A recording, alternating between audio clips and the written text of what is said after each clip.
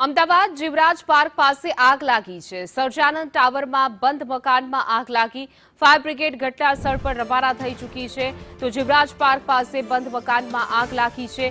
કયા કારણોસર આગ લાગી એ દિશામાં તપાસ કરાશે, પરંતુ તાબડતોડ સ્થાનિક લોકોએ ફાયર બ્રિગેડને જાણ કરી છે। ફાયર બ્રિગેડ ઘટના સ્થળ પર પહોંચી ગઈ છે।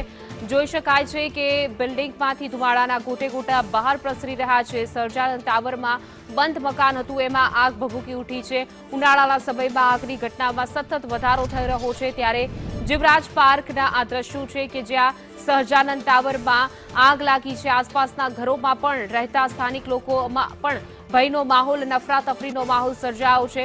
ફાયર બ્રિગેડ હાલ સ્થળ પર પહોંચી રહી છે અને કયા કારણોસર આગ લાગી એ દિશામાં તપાસ કરવામાં આવશે, પરંતુ સ્થાનિક લોકોમાં ભયનો માહોલ છે। જોઈ શકાય છે કે બિલ્ડિંગમાં રહેણાંક વિસ્તારમાં આગ લાગતા આસપાસના લોકોમાં પણ ભયનો માહોલ।